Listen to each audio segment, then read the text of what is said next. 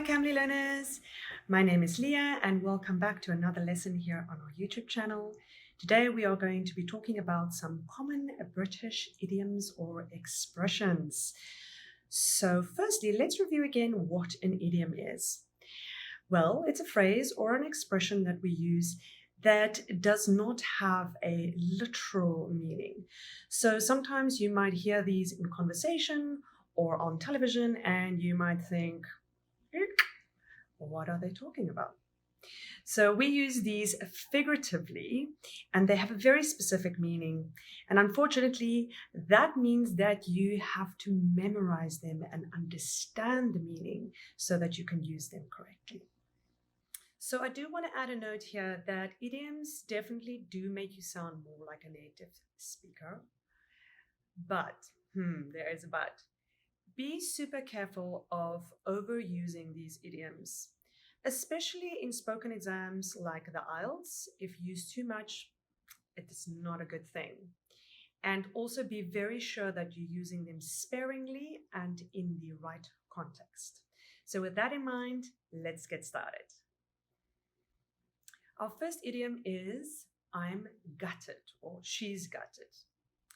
Now, in the literal sense, when we gut something, it means we're opening it up and removing insides. Like if we catch a fish, we have to take out the insides.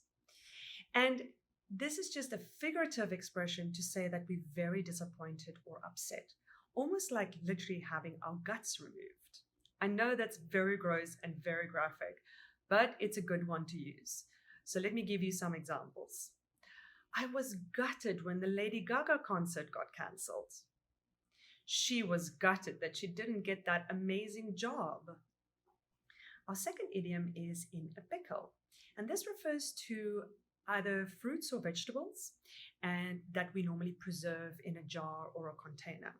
This can be done using sugar, salt, vinegar, or a combination of these ingredients.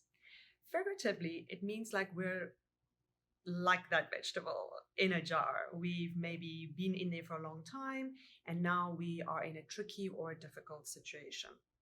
Let me give you some examples. She got really bad grades this year. Now she's in a pickle with her parents. I looked at my bank account after my holiday and I'm in a little bit of a pickle. In third place, we have two very common British English words that we use for shock and surprise. And these two are crikey and blimey. For example, crikey, can you believe what she said to him? Or blimey, I just can't believe what a long day I've had. Now, you'll hear these words very commonly used in British TV and movies. And I can think of a very specific movie that this is used in. And I'll give you guys a clue. It's about a young wizard that goes to a very special school of magic. So if you know the answer, let me know in the comments below. Next up is the bee's knees. And this one can be used in either a negative or a positive way. So, for example, we could say, he thinks he's the bee's knees just because he studies at Oxford. So, in this sentence, we're not being very polite or kind, and we think that this person is perhaps arrogant or thinks too much of himself. We could also say, she is just the bee's knees. There's nothing that she's not good at. In this example, we are using it as a compliment because we think she's very good at what she does. At number 5, we have two very common British English words again, which is shattered and knackered. And we use this to express being very tired or exhausted. For example, I was shattered after that workout at the gym. Or he was knackered after a long day at the office. Our last expression, number 6, is to faff around. And this is a personal favorite of mine because it's something that I do. It basically means to procrastinate or to spend time on unnecessary tasks when you should be doing something else. For example, in the morning, I faff around on my phone before getting up and getting ready for work.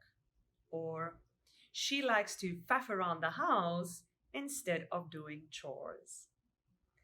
I hope you've enjoyed this lesson on common British expressions and idioms. There are loads more. So feel free to research them online. And again, please remember my warning. They are good to use and do make you sound like a native, but use them sparingly and make sure that you use them correctly in the right context. For those of you who are unfamiliar with Cambly, it's an amazing platform that you can use at any time of the day, anywhere, from your tablet, your phone, your laptop, your computer, and you can practice your speaking skills with loads of friendly tutors. So until next time, goodbye.